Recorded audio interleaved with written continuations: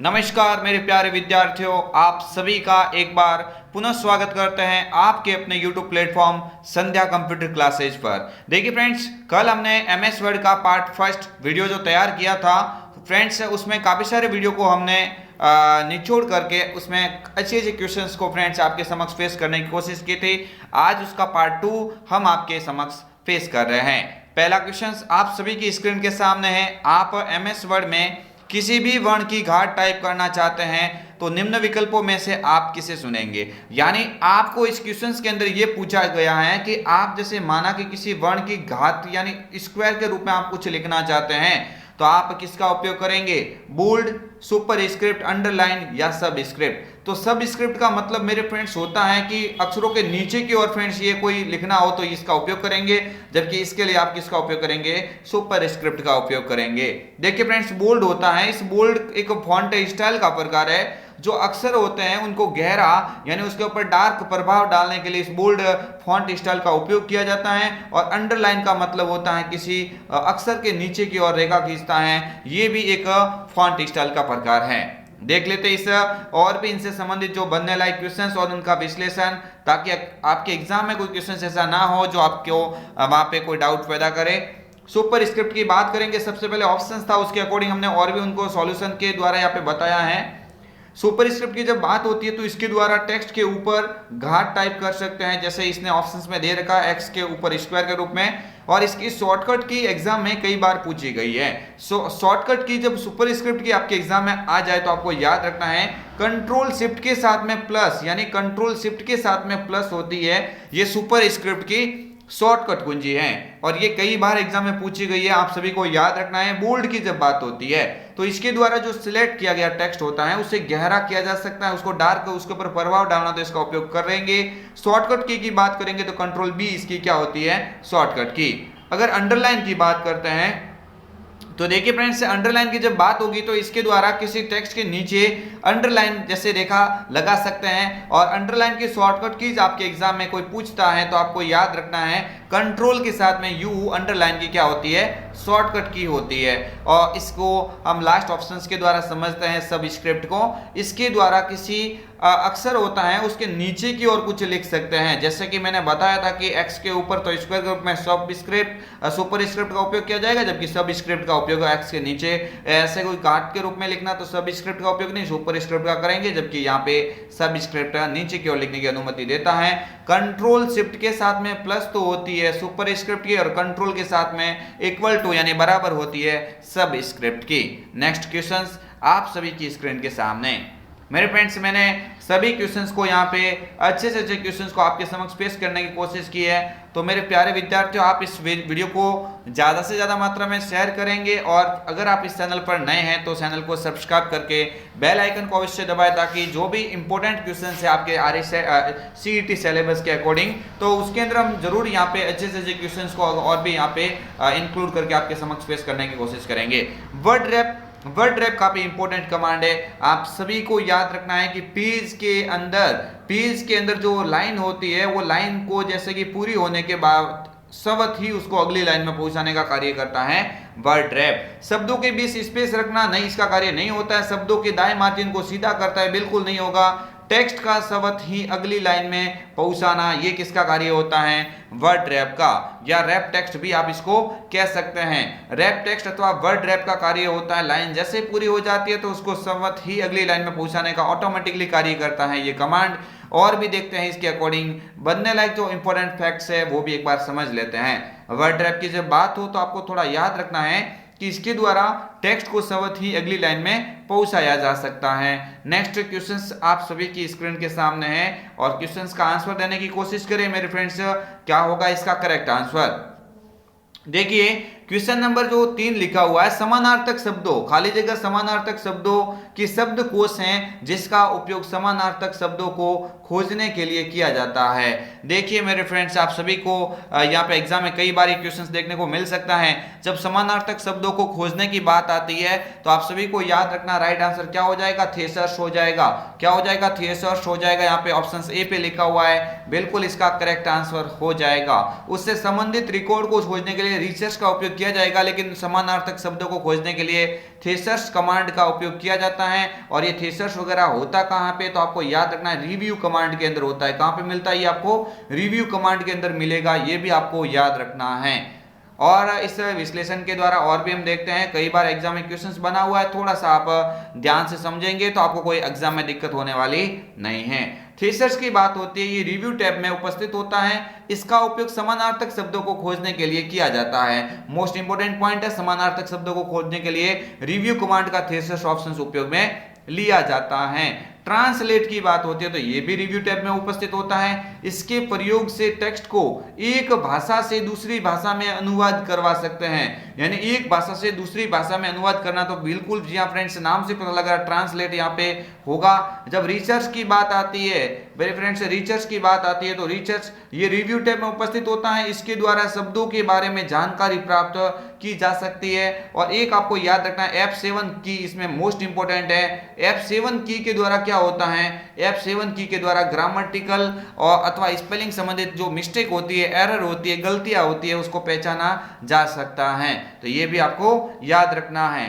देखिए question number 4 आपकी screen के सामने है। स्पेलिंग चेक रखने की या स्पेलिंग चेक करने की शॉर्टकट की कौन सी। अभी मैंने बताया था भाई, स्पेलिंग चेक करने की बात आती है आपके एग्जाम में, तो आप पहले से मैंने बता दिया F7 हो जाएगा। क्या हो जाएगा, F7 हो जाएगा। ये F6 क्या होता है, तो ये टैब होता है। टैब अथवा मेन्यू को क्या करता है, टैब को सक्रिय करता है। ये क्या करता है, टैब को सक्रिय करवाता है। टैब को सक्रिय करने का कार्य कौन करेगा, ये करेगा F6 करेगा। जबकि आपको याद रखना है मेरे फ्रेंड्स, F12 की बात आती है तो F12 किसकी शॉर्टकट की होती है, F12 तो मेरे फ्रेंड्स सेव एज की शॉर्टकट की होती है। और F2 मेरे फ्रेंड्स, ये भी इंपॉर्टेंट क्वेश्चन है। F2 की जब बात आती है तो F2 का मतलब होता है किसी फाइल अथवा फोल्डर को रीनेम किया जा सकता है। क्या किया जा सकता है, रीनेम किया जा सकता है।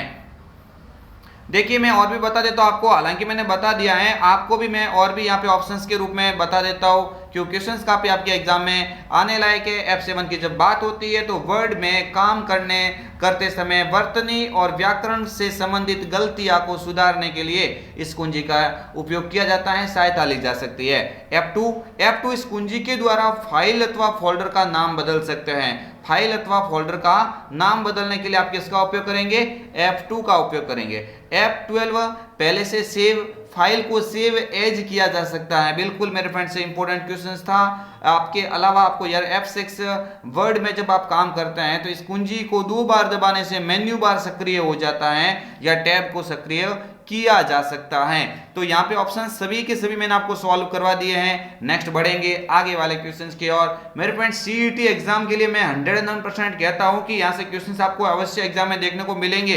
इसका मतलब ये आपके एग्जाम के लिए काफी इंपॉर्टेंट है। आप थोड़ा सा इसको सीरियस वे से देखेंगे और वीडियो को एंड तक भी अवश्य देखना।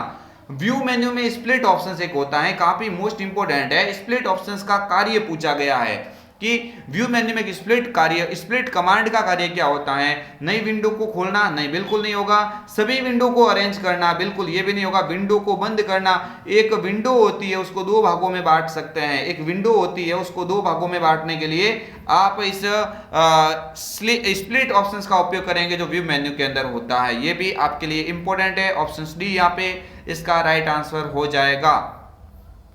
देखिए और भी देख लेते हैं, हालांकि मैंने बोल दिया है लेकिन तो भी एक बार पुनः फ्रेंड से देख लेते हैं ताकि एग्जाम में अगर ये क्वेश्चन आता है तो कोई डाउट पैदा ना हो।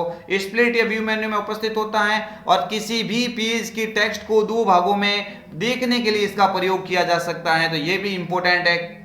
न्यू विंडो की बात होती है तो ये व्यू मेन्यू में उपस्थित होता है। इसके द्वारा खुले हुए डॉक्यूमेंट का नई विंडो में देख सकते हैं। जो खुली हुई विंडो है उसको फ्रेंड्स नई विंडो में देखने के लिए आप न्यू विंडो का उपयोग करेंगे। हालांकि स्प्लिट कमांड यहाँ पे काफी इंपॉर्टेंट है, ये आपको एग्जाम में देखने को कई बार मिल सकता है। नेक्स्ट आगे वाला क्वेश्चन आप सभी की स्क्रीन के सामने MS वर्ड की बात हो रही है। MS वर्ड 2010 में डिफॉल्ट व्यू होता है। देखिए MS वर्ड होता है, उसमें जो डिफॉल्ट व्यू क्या होता है, डिफॉल्ट जो डॉक्यूमेंट कौन से व्यू में दिखेगा पहले से सेट किया हुआ। आप ऑलरेडी इस क्वेश्चन को कई बार एग्जाम में देख सकते हैं। पुलिस कांस्टेबल का एग्जाम हुआ था उसमें भी कई बार क्वेश्चन आपको देखने को मिलेगा।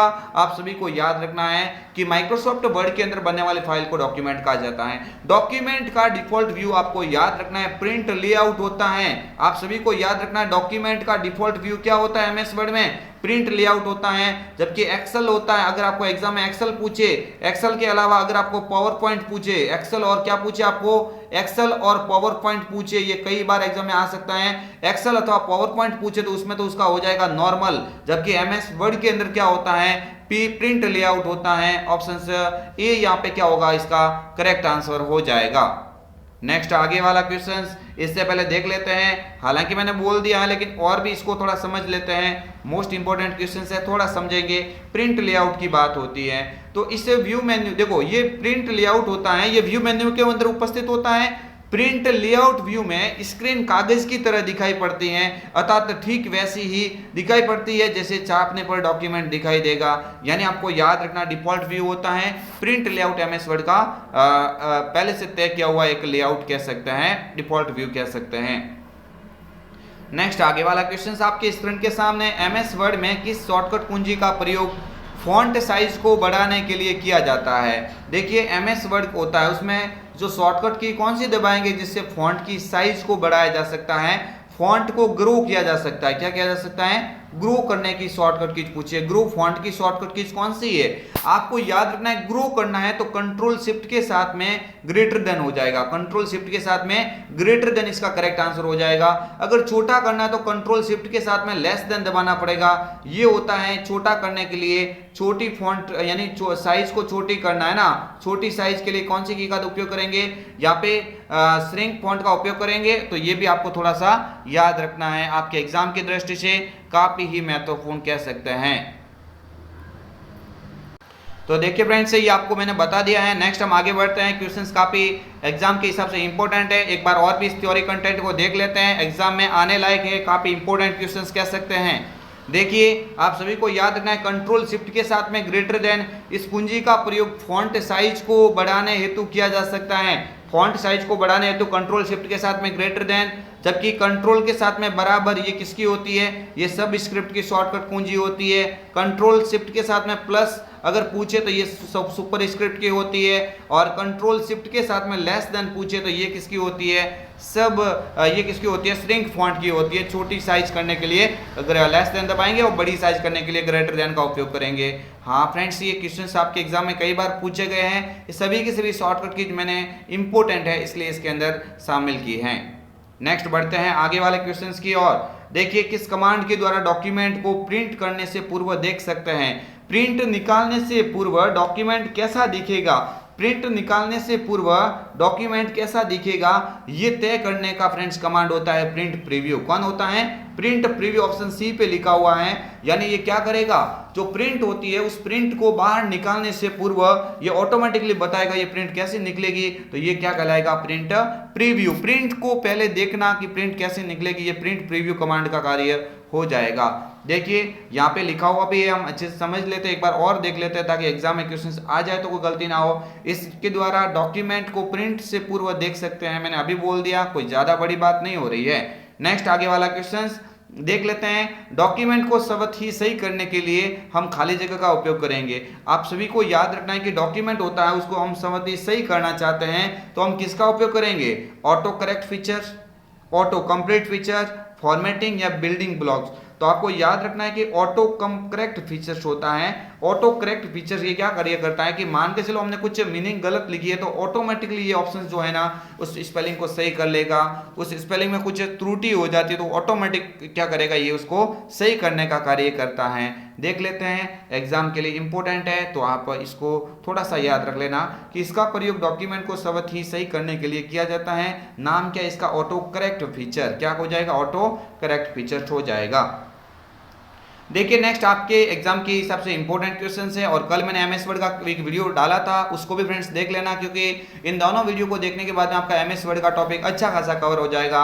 आई होप फ्रेंड्स इसमें से काफी सारे यहाँ पे आपको क्वेश्चंस देखने को मिल सकते हैं, एग्जाम के लिए काफी इंपॉर्टेंट है, वही पॉइंट मैंने इसमें शामिल किया है। एमएस वर्ड में वाटरमार्क का प्रयोग किया जाता है। वाटरमार्क का प्रयोग क्यों करते हैं, आपको याद रखना, जो पेज का जो बैकग्राउंड होता है उसमें कुछ भूतिया टेक्स्ट यानी जो डल ऐसे मतलब इसकी पारदर्शी के रूप में कुछ टेक्स्ट लिखना चाहते हैं तो आप इसका उपयोग करेंगे। देख लेते हैं, किसी पृष्ठ के विषय वस्तु के पार्श्व में छुपा हुआ टेक्स्ट को डालने हैं तो किसी डॉक्यूमेंट के संकेत को डालने हैं तो नहीं, किसी टेक्स्ट को रेखांकित करने हैं तो नहीं, उपरोक्त में से कोई नहीं। यानी अब इसको आप पहला वाला ऑप्शन सही मानेंगे। जो विषय वस्तु होती है उसको पार्श्व में यानी छुपा हुआ आप टेक्स्ट को डालने के लिए आप एमएस वर्ड के अंदर पेज लेआउट कमांड होता है और पेज लेआउट टैब में से आप वाटरमार्क ऑप्शंस को चुनेंगे।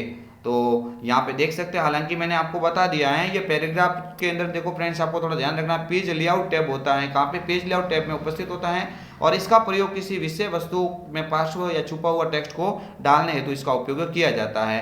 तो ये फ्रेंड्स मैं आपके समक्ष आज जो वीडियो लेके आया था, इसमें मैंने एमएस वर्ड यानी एमएस वर्ड के इंपॉर्टेंट क्वेश्चंस करवाए हैं जो आपकी सीईटी एग्जाम के अंदर काफी इंपॉर्टेंट है। मैंने पहला वीडियो इसके अंदर डाला है, ये पार्ट 2 है। तो ये सभी ये आपके लिए क्वेश्चन आपके लिए कह सकते हैं इंपॉर्टेंट साबित होंगे, ये मैं दावा करता हूँ। इसमें से हूबहू क्वेश्चंस भी आपको देखने को मिल सकते हैं। तो फ्रेंड्स बने रहिएगा इस चैनल के साथ में, मिलेंगे कल एक और अन्य वीडियो यानी ऑपरेटिंग सिस्टम वीडियो के साथ में मिलेंगे। तब तक के लिए जय हिंद, वंदे मातरम, जय भारत। और फ्रेंड्स आप इसी तरह के और कौन से जो कंटेंट है उसका कौन सा क्वेश्चन आप देखना चाहते हैं वो कमेंट करके अवश्य बताएं, ताकि हम आपके लिए जल्द से जल्द वो मैटर उपलब्ध करवा सके।